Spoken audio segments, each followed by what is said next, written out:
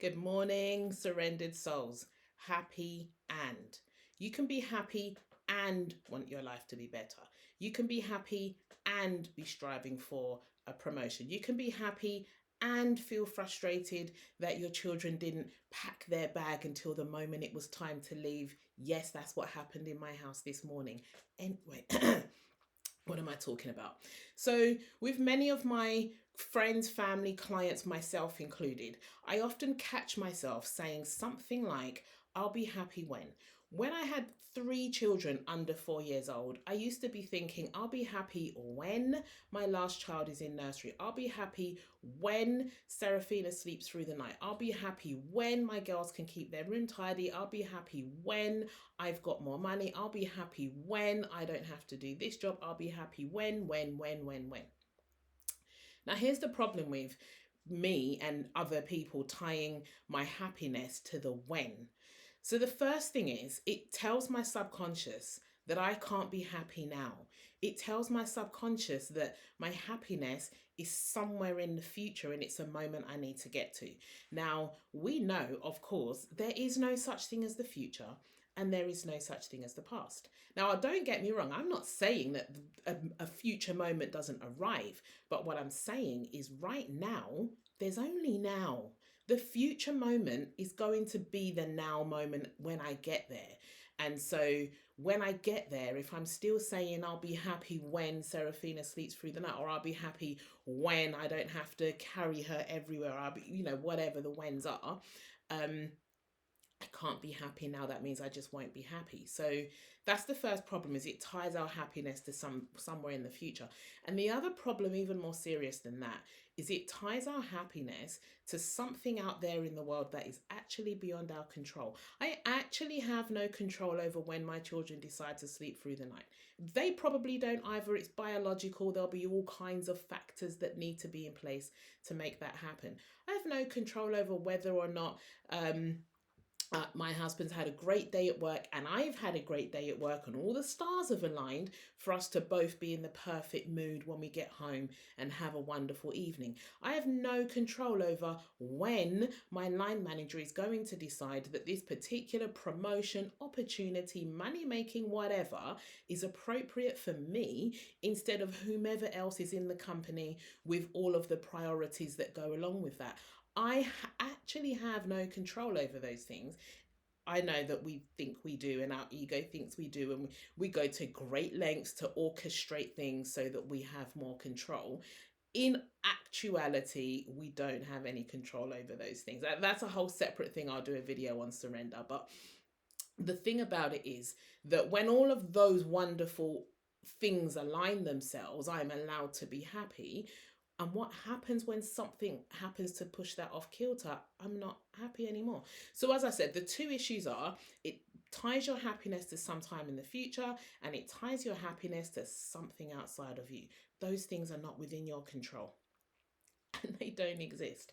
So how do we get out of this? So what I came across when I was training to be a hypnotherapist, I came across this concept of happy and, right? Happy and actually I read Good Inside. I forget the author of that book, wonderful parenting coach. And she has a concept that is two things are true. But these two things are kind of aligned, because essentially what they are both saying is two things are true. I can be happy and I can want a promotion.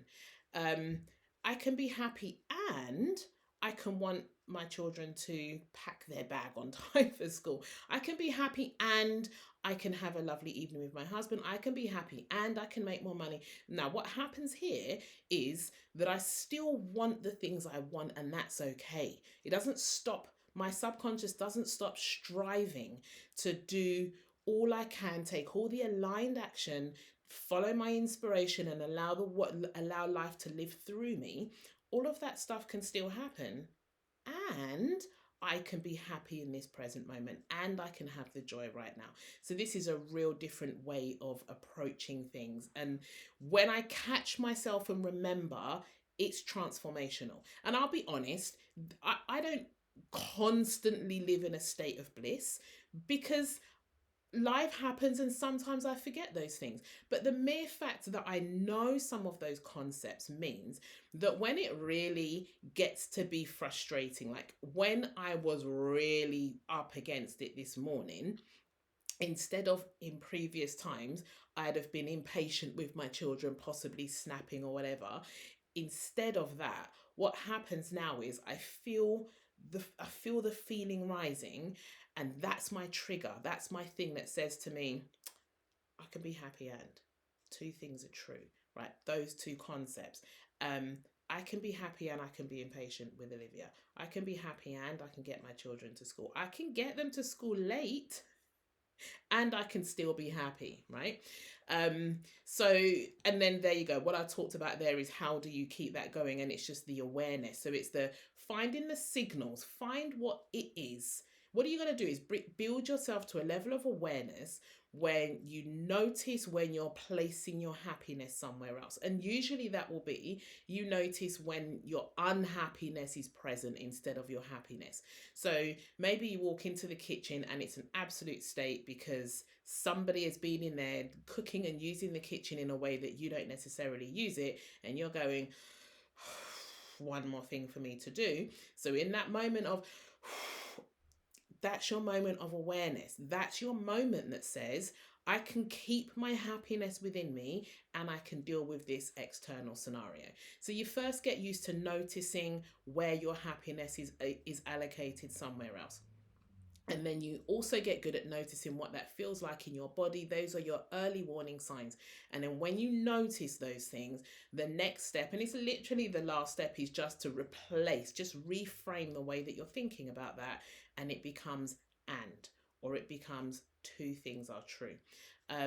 So yeah, hopefully that gives you a little bit of a rundown around the thought process behind the blog. Now, I know that I made it sound really quite straightforward and simple, and it can be, it honestly it can be, but I know it's not always. So just be patient with yourself, be kind and compassionate in the same way that if you were talking to someone else, your children, your friends, your partners, your colleagues, your family, all of those people, you wouldn't be hard on them if they get things wrong. You need to bring that same kind of self-love, compassion to yourself.